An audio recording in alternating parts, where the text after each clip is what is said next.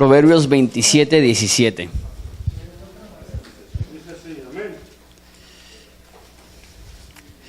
Dice, hierro con hierro se aguzan, así el hombre aguza el rostro de su amigo. Y a lo mejor no entiendes esa palabra aguza porque no es una palabra que usamos mucho hoy en día, como que aguzar. Literalmente aguzar significa afilar.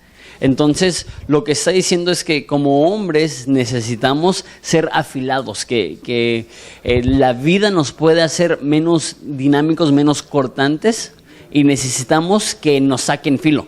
Ahora, un mito es creer que solito nos podemos sacar filo. Realmente necesitamos apoyo de otras personas para poder madurar y crecer y ser las personas que debemos de ser. Otra forma que lo dice en Hebreos 10:24, y vamos a hablar un poco más de esto al final del estudio, pero dice que debemos de considerarnos unos a otros para estimularnos al amor y a las buenas obras. Cuando nos reunimos como hombres hay este estímulo, hay este apoyo, hay esta inspiración para caminar fielmente con Jesús. Entonces de eso se va a tratar esta conferencia. Vamos a ver muchos temas súper prácticos. Vamos a hablar del trabajo, vamos a hablar de la mansedumbre, vamos a hablar del matrimonio, vamos a hablar de muchas cosas diferentes. Entonces sé que va a ser de bendición para tu vida, pero ¿les parece si iniciamos en oración?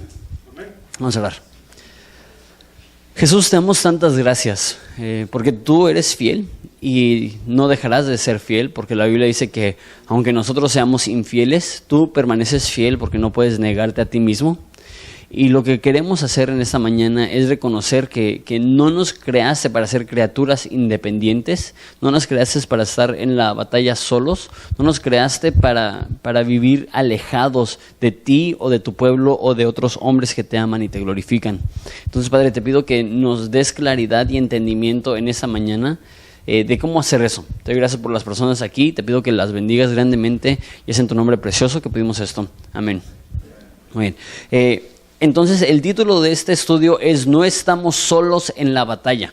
Y este idioma de batalla es muy común en la Biblia. Pablo le dice a Timoteo que debe de pelear la buena milicia, debe de enfrentarse a las situaciones, dice en 2 Timoteo, como soldado. Dice también Pablo, escribiendo a la iglesia en Éfeso, que debemos de tomar la armadura de Dios. Eso es idioma, eso es lenguaje de guerra. Y tenemos que darnos cuenta como hombres que nuestro caminar espiritual, nuestra vida, nuestra familia, todo no es en el contexto de vacaciones, no es en el contexto de recreación, no es en el contexto de lo que yo hago, lo que se me pega la gana, es en el contexto de que esto es guerra. Y en guerra hay gente que sale herida, en guerra hay gente que muere. Y tenemos que darnos cuenta que como hombres eso debe de tener la misma urgencia que tendríamos si nos estuviéramos esquivando balas en Irak o Irán. ¿Se me va a entender? Entonces, conozco a personas que en esta guerra espiritual lo han convertido en algo exclusivamente espiritual. Esto es una guerra, entonces necesitas orar. Es cierto, la Biblia dice que nuestras armas de la milicia no son carnales, son espirituales. Entonces, qué bueno que ores, qué bueno que leas la Biblia. Pero conozco que hay personas que han sido atacadas físicamente en esta guerra espiritual. Y hay gente que ha muerto literalmente en la guerra espiritual. Les doy un ejemplo. Yo fui a la escuela de evangelismo cuando tenía 18 años. Cuando gradué, tuvimos una fiesta, todos celebramos, ya terminamos el instituto bíblico. Y a los 3 días...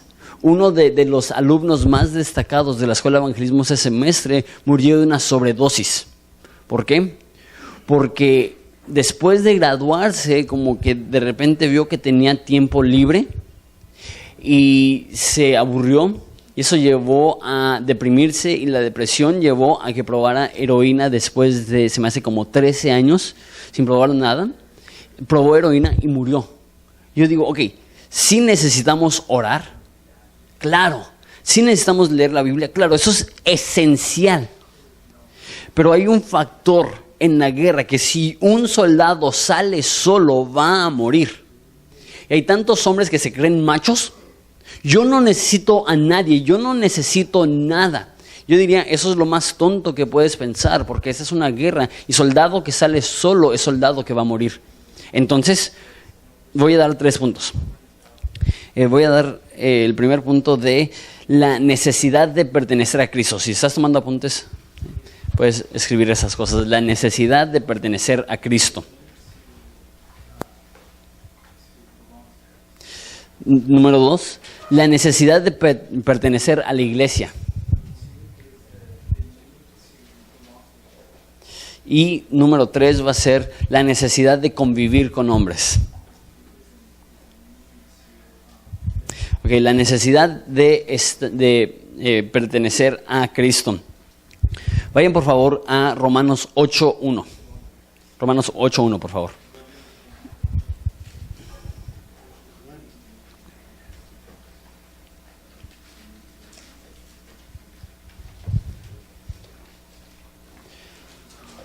Romanos 8:1 dice así, voy a leer todo el pasaje que vamos a estudiar, es del 1 al 12. Dice, ahora pues, ninguna condenación hay para los que están en Cristo Jesús, los que no andan conforme a la carne, sino conforme al Espíritu. Porque la ley del Espíritu de vida en Cristo me ha librado de la ley del pecado y de la muerte.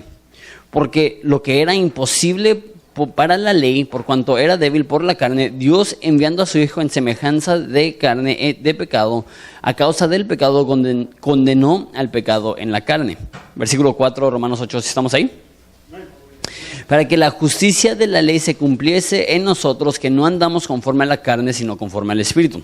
Porque los que son de la carne piensan en las cosas de la carne, pero los que son del Espíritu en las cosas del Espíritu. Porque el ocuparse de la carne es muerte. Ese es el concepto que le estoy diciendo, es una guerra. Y si no hacemos lo correcto, dice, si nos ocupamos de la carne es muerte, pero el ocuparse del Espíritu es vida y paz. Por cuanto los designios o los deseos de la carne son enemistad contra Dios, porque no se sujetan a la ley de Dios, ni tampoco pueden. Y los que viven según la carne no pueden agradar a Dios.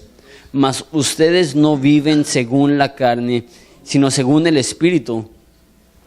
Si es que el Espíritu de Dios mora en vosotros. Si alguno no tiene el Espíritu de Cristo, no es de Él. Entonces ese es el concepto, la necesidad de pertenecer a Dios. Aquí dice, si alguno no tiene el Espíritu de Cristo, no es de Él. Pero si Cristo está en vosotros, el cuerpo en verdad está muerto a causa del pecado, mas el Espíritu vive a causa de la justicia.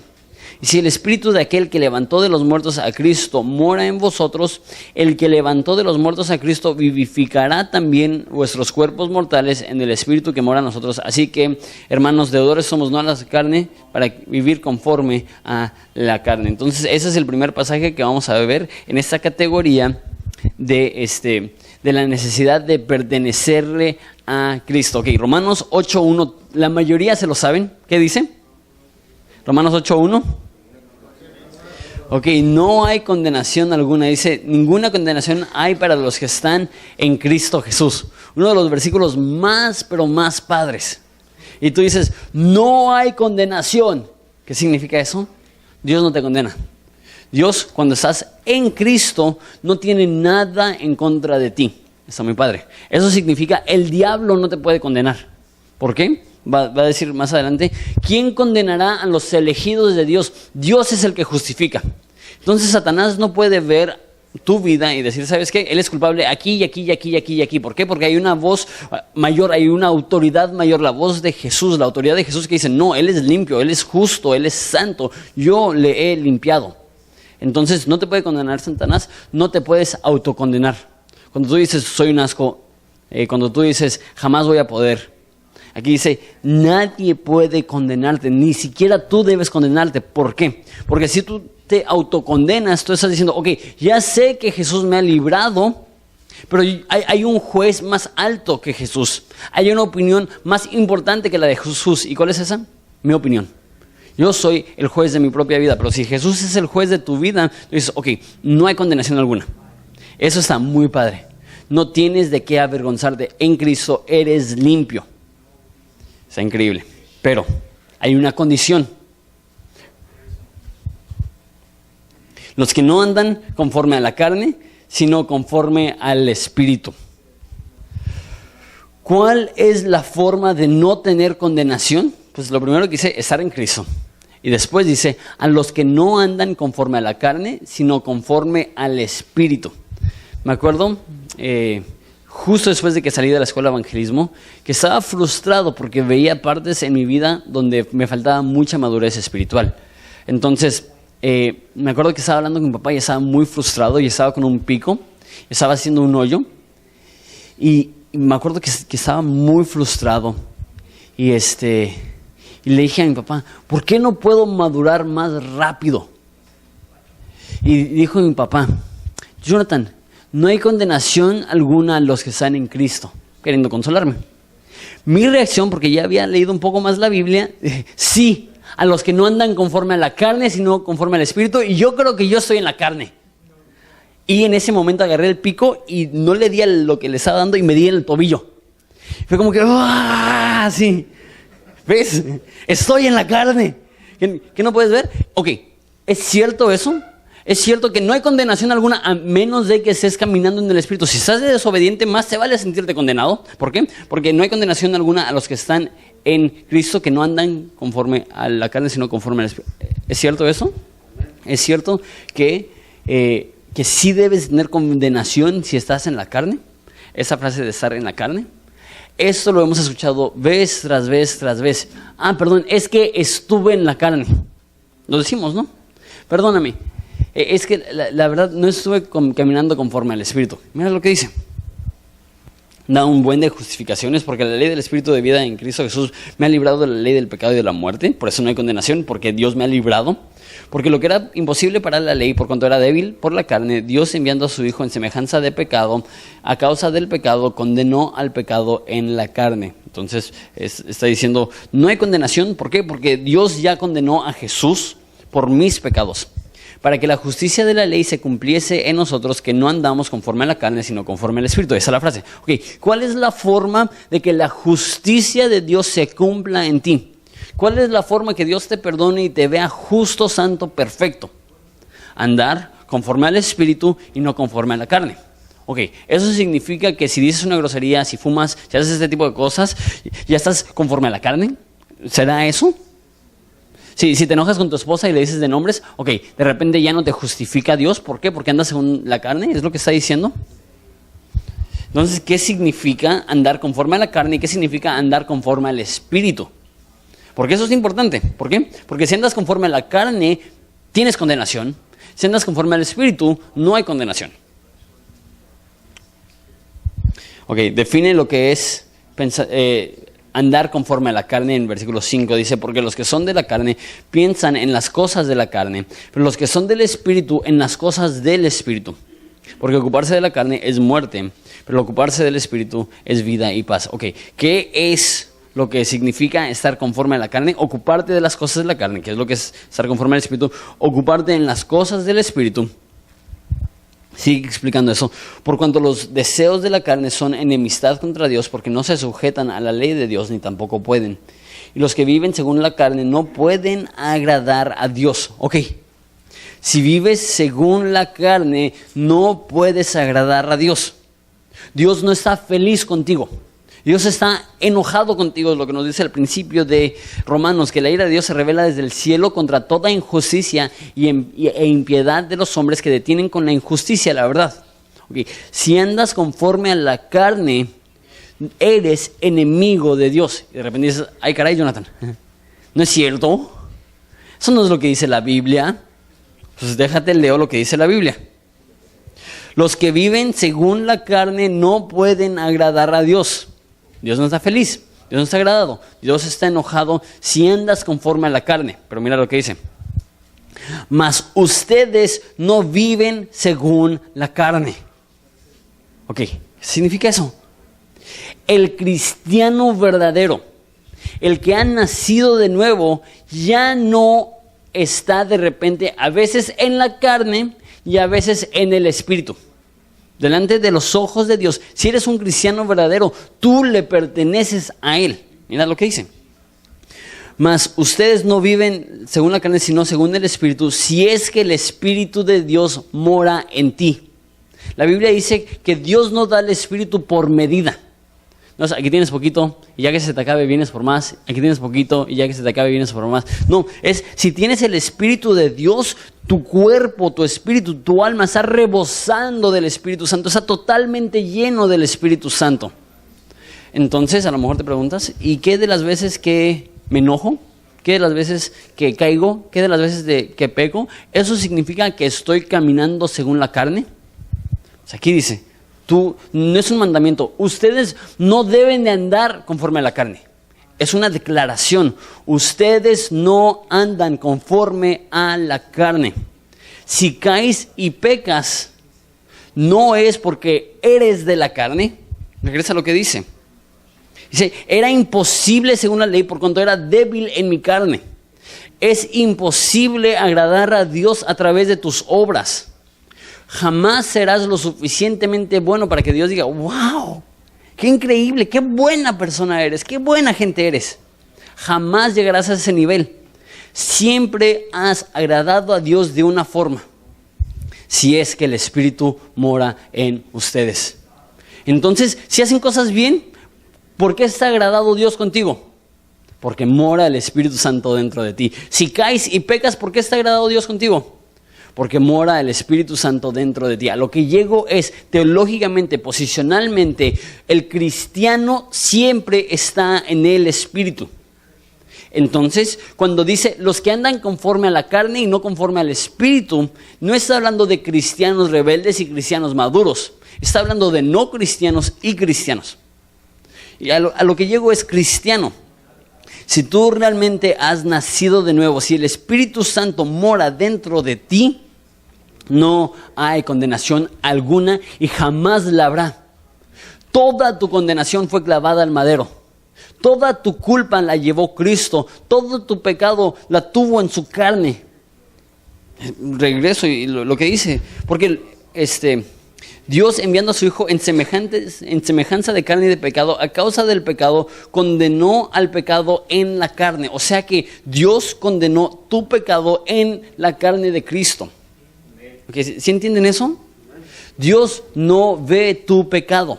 Dios limpia tu pecado. Dios quitó tu pecado. Dios extrayó tu pecado. La palabra teológica es Dios expió tu pecado, lo puso sobre Cristo y ya no hay condenación alguna. Como hombre, la vida espiritual no es necesito portarme bien. Para el hombre, varón cristiano, la vida espiritual no es necesito echarle muchas ganas. Para el hombre cristiano, la vida cristiana es necesito tener el Espíritu de Dios dentro de mí. Y si tengo el Espíritu de Dios dentro de mí, soy de Él. Y mira lo que dice. Vamos a brincar al versículo 10. Pero si Cristo está en vosotros, el cuerpo en verdad está muerto a causa del pecado, pero el Espíritu vive según la justicia. Y si el Espíritu de aquel que levantó de los muertos a Jesús mora en vosotros, el que levantó a los muertos a Cristo vivificará también vuestros cuerpos mortales por su Espíritu que mora en vosotros. ¿Qué es lo que está diciendo? Ok. Estar en el Espíritu produce dos cosas. Uno, que ya no tengas condenación. Si el Espíritu Santo está dentro de ti, te perdona, te hace una nueva criatura. A los que están en Cristo, nueva criatura son, todas las cosas viejas han pasado. ¿Ok? Tienes que asimilar eso, tienes que creer eso. Dios no tiene nada en contra tuya si eres un cristiano que tiene el Espíritu en él. Eso es lo suficientemente difícil de creer, porque a veces sentimos que necesitamos esta condenación. Jonathan, si no hay condenación, entonces me estás quitando mi motivación para vivir como un buen cristiano.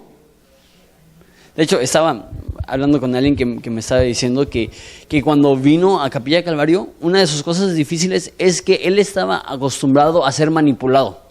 Y no lo decían de esas palabras, pero en su otra iglesia le decían, si tú quieres que te vaya bien, si tú quieres tener una buena relación con Dios, entonces necesitas hacer esto y esto.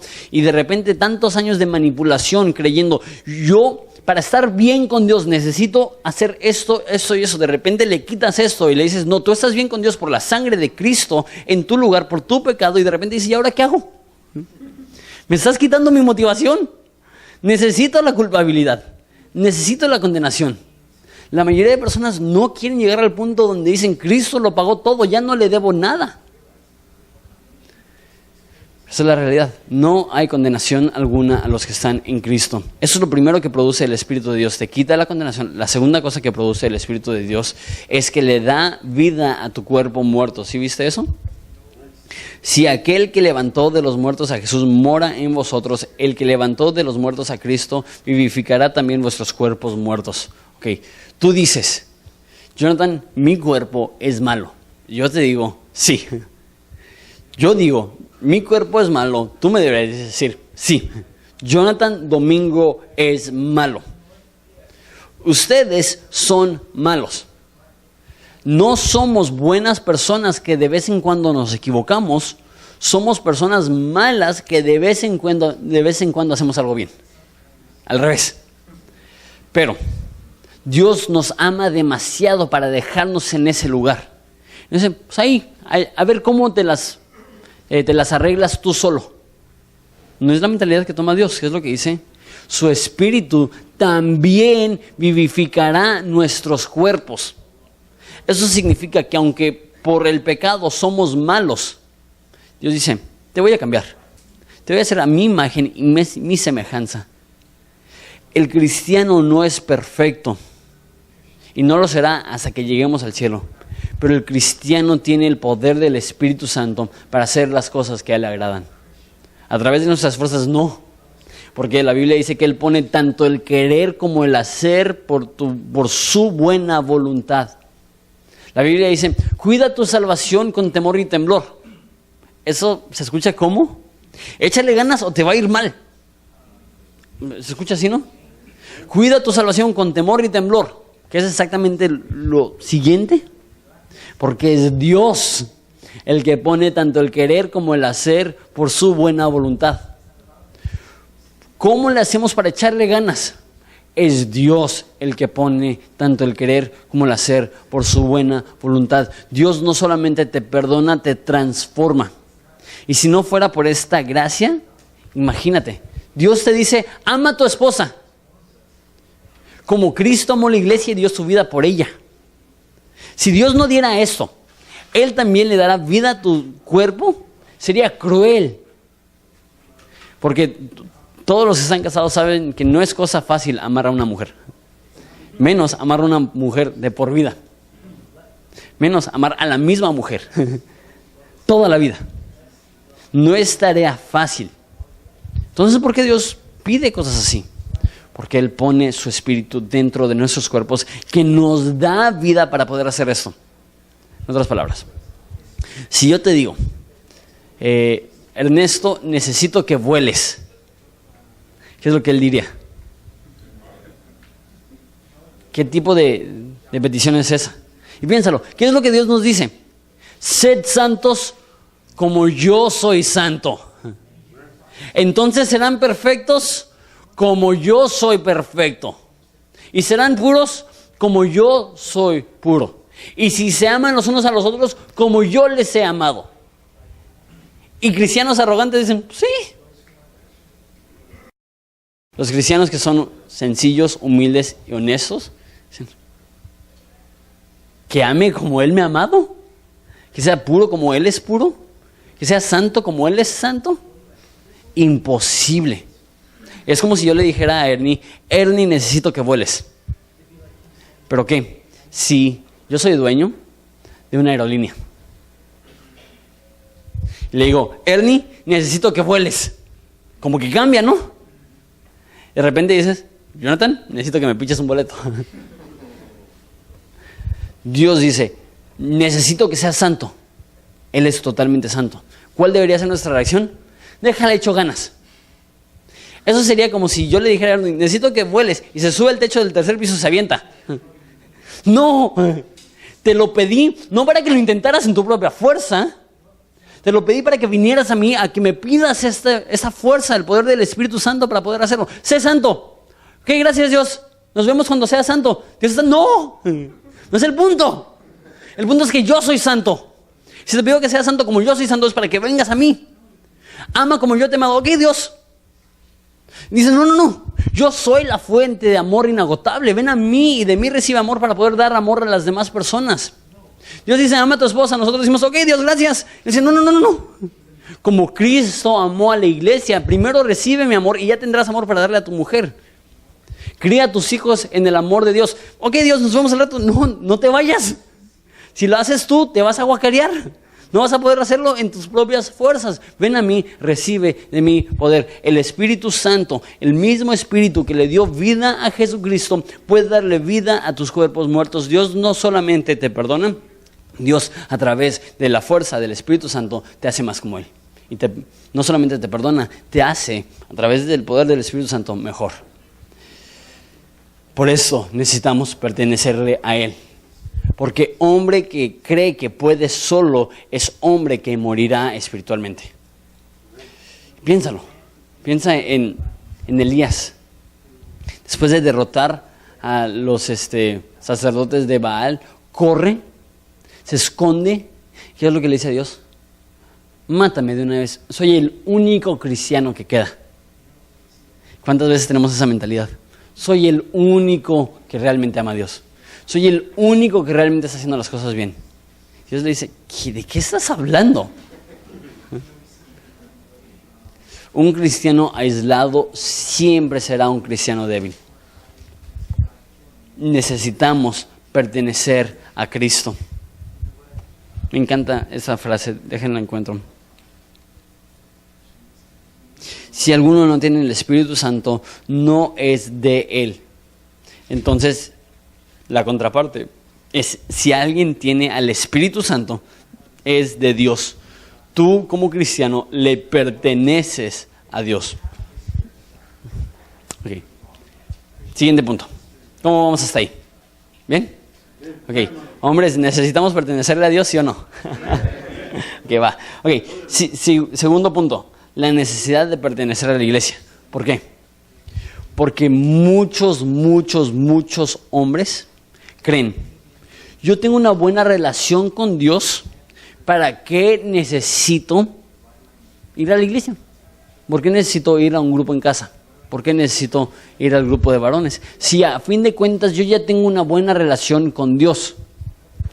Voy a leer una vez más todo este pasaje, son 12 versículos más, son 15 versículos, son bastantes, pero los voy a leer completitos y después los voy a explicar rápidamente. Porque así como el cuerpo es uno y tiene muchos miembros, pero todos los miembros del cuerpo, siendo muchos, son un solo cuerpo, así también Cristo. Porque por un solo espíritu fuimos todos bautizados en un cuerpo, sean judíos o griegos, sean esclavos o libres, y a todos se nos dio a beber de un mismo espíritu. Además, el cuerpo no es un solo miembro, sino muchos. Si dijere al pie, porque no soy mano, no soy del cuerpo, ¿por qué? ¿Por eso no será del cuerpo? Y si dice la oreja, porque no soy ojo, no soy del cuerpo, ¿por eso no será el cuerpo? Si todo el cuerpo fuese ojo, ¿dónde estaría el oído? Y si todo fuese oído, ¿dónde estaría el olfato? Mas ahora Dios ha colocado los miembros, cada uno de ellos, en el cuerpo, como Él quiso. Porque si todos fueran un solo miembro, ¿dónde estaría el cuerpo? Pero ahora son muchos los miembros, pero el cuerpo es uno solo. Ni el ojo puede decirle a la mano, no te necesito, ni tampoco a la cabeza, a los pies, no tengo necesidad de vosotros. Antes bien, los miembros del cuerpo que parecen más débiles son los más necesarios. Y aquellos del cuerpo que parecen menos dignos, a estos vestimos más dignamente. Y los que en nosotros son menos decorosos se tratan con más decoro, porque los que en nosotros son más decorosos no tienen necesidad, pero Dios ordenó el cuerpo dando más abundante honor al que le faltaba, para que no haya desavenencia en el cuerpo, sino que los miembros todos se preocupen los unos por los otros, de manera que si un miembro padece, todos los miembros se duelen con él, y si un miembro recibe honra, todos los miembros se gozan con él. Vosotros pues sois cuerpo de Cristo y miembros en particular. Ok. Aquí está usando la imagen de un cuerpo. Está diciendo, en versículo 12, que un cuerpo tiene muchos miembros, pero no es un miembro el cuerpo. Okay. La familia cristiana somos el cuerpo de Cristo, pero tú solito no eres el cuerpo de Cristo. Y hay una frase, yo creo que es bien intencionada y en unos casos es correcta, pero se ha llevado al extremo y se ha aplicado de una forma incorrecta. ¿Han escuchado la frase, yo soy la iglesia? Es una frase que cada vez más está agarrando más viada, más popularidad. Y la intención es buena. La intención es esos 4 muros, este techo, esas luces, esos micrófonos. Esto no es la iglesia. La iglesia somos nosotros.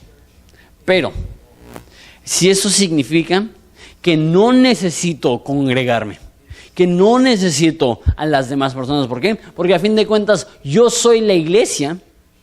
Y he escuchado a mucha gente decir, yo no necesito ir a la iglesia, yo soy la iglesia. Yo me alimento, yo veo predicaciones por internet, yo leo libros cristianos. ¿Qué necesidad de ir y salir de la cama e ir a la iglesia? Somos un cuerpo, somos muchos miembros, un miembro no es el cuerpo. ¿Alguna vez has visto a lo mejor, no sé, probablemente no lo has visto, nunca lo he visto, pero a lo mejor un dedo suelto de un cuerpo? No tomas ese dedo y dices, ¡pobre cuerpo! ¿Qué dices? ¡Pobre dedo! ¿Estás buscando el versículo? Es 1 Corintios 12:12. Si ves una mano, no dices, wow, pobre cuerpo. ¿Por qué? Porque está desconectada. Pero, si una persona tiene una herida grande en el pecho, no dices, ay, pobre pecho. ¿Por qué? Porque está conectado a todo, dices, pobre persona. ¿Sí me voy a entender?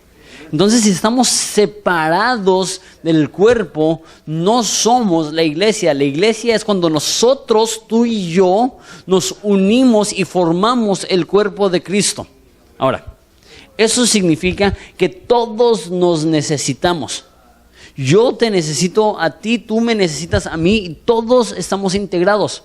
Dice, ¿qué si le dijera el cuerpo? Dice, el ojo a la mano, no te necesito. Somos diferentes. ¿Qué es lo que pasaría? Imagínate un cuerpo que puede ver, mas no puede agarrar. Imagínate que la mano le dijera al pie, porque no eres mano, no te necesito. Imagínate cuerpo que puede agarrar, mas no puede caminar. Ok. A lo que estoy intentando llegar es que esta mentalidad de que no necesito la ayuda de nadie es falsa. Todo cristiano, particularmente los hombres, ahorita voy a explicar eso, necesitan congregarse. La Biblia dice, no desprecien el congregarse como algunos de ustedes le han hecho. Eso es en Hebreos. Debemos de acercarnos y congregarnos. Y alguien dijo, no me acuerdo quién, ayer, que las mujeres son más espirituales que los hombres. ¿Creen que eso es cierto? Muchas personas dicen que las mujeres son más espirituales. ¿Por qué? Porque vas a una iglesia y el 99.9% de las iglesias en México tienen más mujeres que hombres. El 99.9% de las iglesias tienen grupos de hombres más grandes que los grupos de mujeres. Y vas a una reunión de oración y hay más mujeres que hombres. Y ves todo eso. Y la conclusión lógica es, pues las mujeres son más espirituales. Pero no estoy seguro que eso es cierto. ¿Por qué? Pues acá en confianza, acá entre nos. El venir a un evento cristiano no te hace más espiritual. El hecho de que vengas a todas las reuniones de oración no te hace más espiritual. Pero ¿sabes qué? Sí demuestra tu actitud. Yo creo que sí, en muchos casos las mujeres son más espirituales que los hombres, no siempre. Pero ¿sabes qué? Las mujeres reconocen su necesidad de conectividad. Las mujeres reconocen, no puedo sola, necesito ayuda. Y por esto vienen a la oración, y por eso vienen al grupo de mujeres, y por eso vienen a la iglesia. Los hombres, ¿cuál es la mentalidad? Yo voy a la iglesia no porque necesito esto, pero voy porque la iglesia me necesita a mí. Oye, desde que llegué a esa iglesia, qué bien le ha ido. La verdad se nota que les hacía falta alguien como yo. Eso es arrogancia, eso es decir, el ojo decirle al resto del cuerpo, no tengo necesidad de ti. ¿De qué te sirve un ojo rodando por la calle? Ok. La Biblia dice que todos somos un mismo cuerpo. También la Biblia dice que la iglesia es la novia de Dios. La Biblia dice que la iglesia, okay, eso es importante aclarar, ningún individuo es la novia de Jesús. Porque es raro. Porque a veces decimos, son la novia de Dios y todos los hombres como que, no, ¿cuál novia? Si eso significa que me voy a tener que poner un vestido, maquillarme y llevar un ramo. El concepto de la novia de Dios está muy raro si lo aplicas personalmente. Es más, si lo aplicas personalmente, probablemente necesitamos iniciar disciplina de la iglesia. Porque no es normal que tú te imagines con tu vestido blanco y tu ramo. Eso sí, eso no es de Dios. Entonces, ¿por qué la Biblia dice que la iglesia es la novia de Jesús? Está hablando de la iglesia como un conjunto y toma esa imagen. Y eso va a ser algo fuerte, pero lo creo. Si alguien tratara a tu esposa como tú tratas a la iglesia, ¿serías feliz o serías airado? Porque la realidad es que si alguien tratara a tu esposa como la mayoría de los hombres trataran a la iglesia, tu reacción sería lastimarlos. Tu reacción sería, nadie le habla así a mi mujer. Nadie le ve así a mi mujer. Nadie trata a mi mujer con ese nivel de superioridad. Nadie denigra a mi mujer de esa forma. Piénsalo, si la iglesia es la novia de Cristo, si la iglesia es la esposa de Dios, ¿cómo estás tratando a la iglesia? ¿Te crees mejor? ¿Te crees superior? ¿Crees que no los necesitas?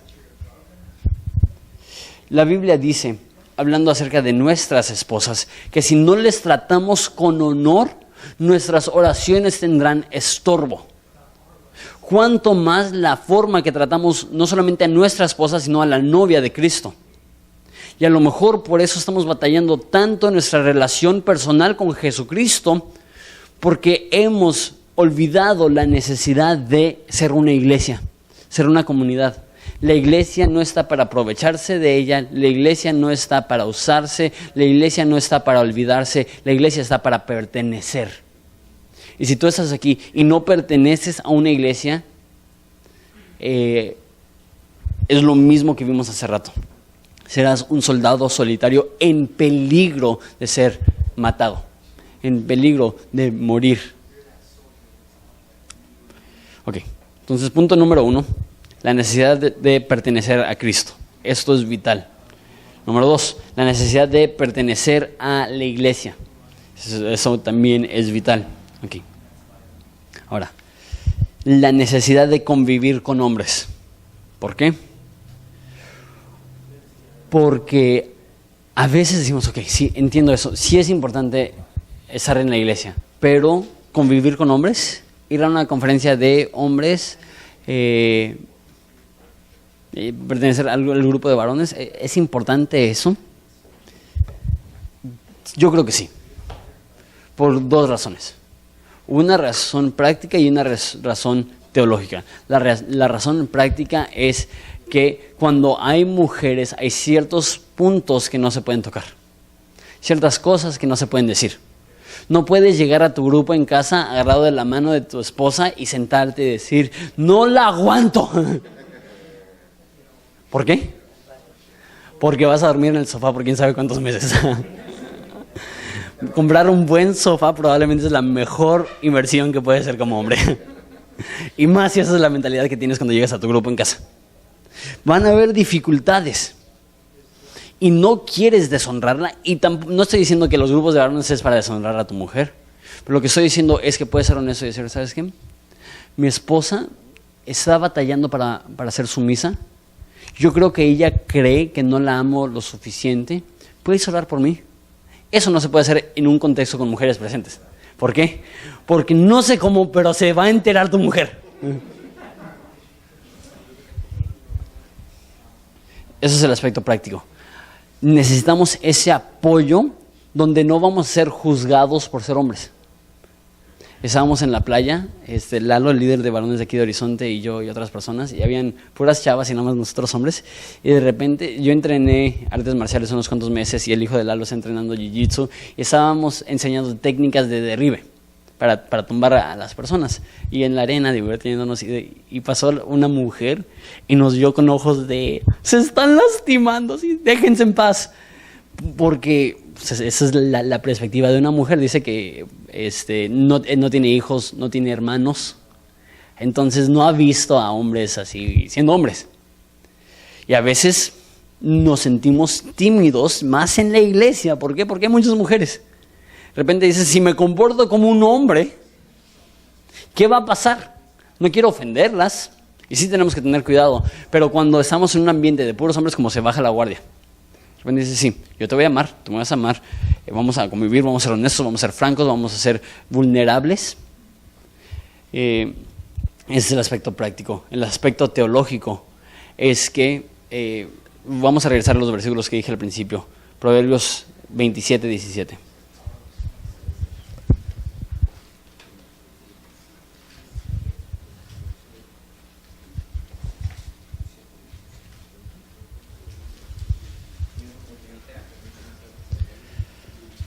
Ok, dice, ya lo vimos, hierro con hierro se aguza, así el hombre aguza el rostro de su amigo. Eso es muy raro.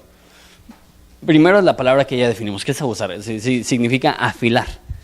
Pero, ¿por qué necesita ser afilado el rostro del hombre? Es como que, ¿qué significa? Cuando la Biblia habla del rostro, la mayoría del tiempo no está hablando de tu cara. Cuando dice la palabra como semblante o el rostro, está hablando de la actitud. Muchos hombres andan con una actitud súper ruda, una actitud de intocables, de machos. Y a veces necesitas la fricción con otros hombres para bajarte de tu caballo, para bajarte la espuma, para que no seas tan creído y de repente cambia tu semblante. Es bien interesante. No voy a usar ejemplos, pero he visto personas que han llegado a Horizonte, que llegan así. Después de unos años en Horizonte, se les baja la espuma. De repente dices, ¿sabes qué? No soy la gran cosa, no soy la última Coca-Cola en el desierto. No estoy aquí para servir a la iglesia, estoy aquí porque soy un pecador perdido. Y si sirvo a la iglesia no es porque la iglesia me necesita, si sirvo a la iglesia es porque he visto la gracia de Cristo y quiero comunicar eso a las demás personas. No es un rollo creído de hierro con hierro se aguza, y así aguza el rostro de su amigo. No es suficiente tener conocidos, necesitas tener amistades. No es suficiente que seas social, necesitas abrirte. Y una vez más, esto no es común de los hombres. Las mujeres, no sé por qué, pero ellas entienden eso. Van y se toman un café y ya a ellas les divierte abrirse. Nosotros no somos así. No, por eso no conozco muchos hombres que se hablan, ¿qué onda? ¿Qué estás haciendo? Nada, vamos a tomarnos un café. A lo mejor hay unos. Normalmente es, ¿qué estás haciendo? Nada, oye, vamos a ver un partido. ¿Por qué? Porque ahí no tenemos que hablar. O algo así. ¿Por qué? No sé. Necesitamos no solamente ser conocidos, necesitamos desarrollar amistades profundas, y al desarrollar amistades profundas eso nos va a permitir realmente hacer progreso en ese rollo de hallar humildad, de ya no tener tanto orgullo. Y último pasaje, con eso termino. Hebreos 10, 24.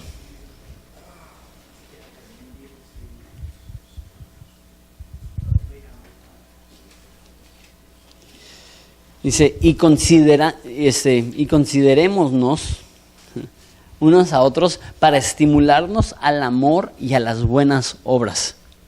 Debemos de, considerarnos. Esto es, abre los ojos. Esto es, ve más allá de tus necesidades.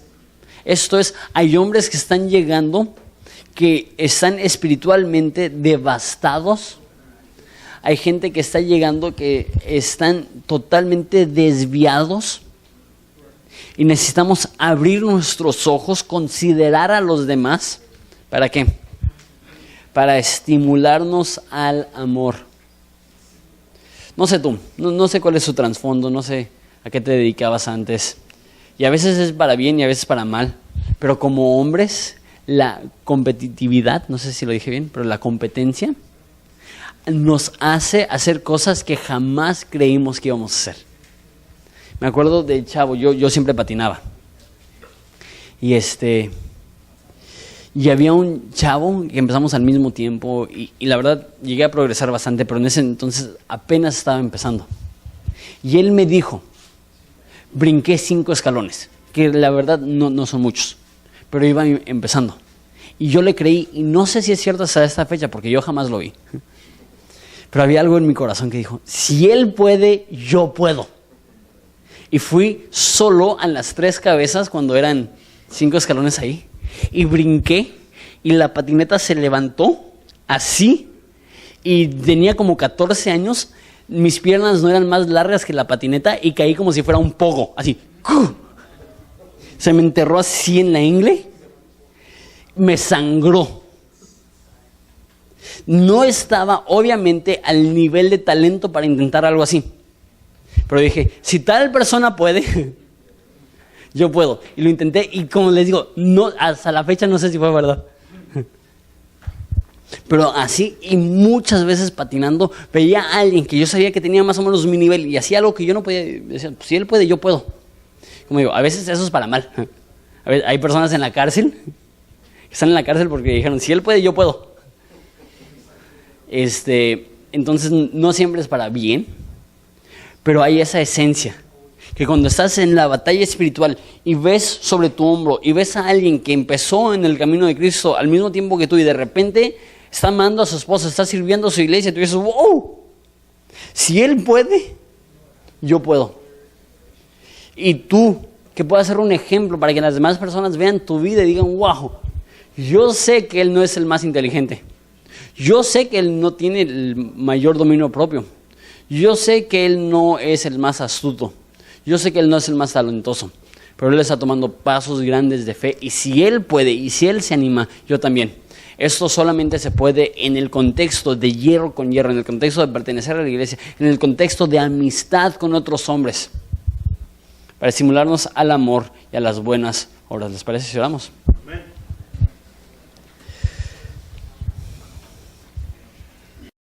Damos gracias por esta conferencia y este tiempo de convivencia y este tiempo de considerar tu palabra y lo que tú tienes para nosotros.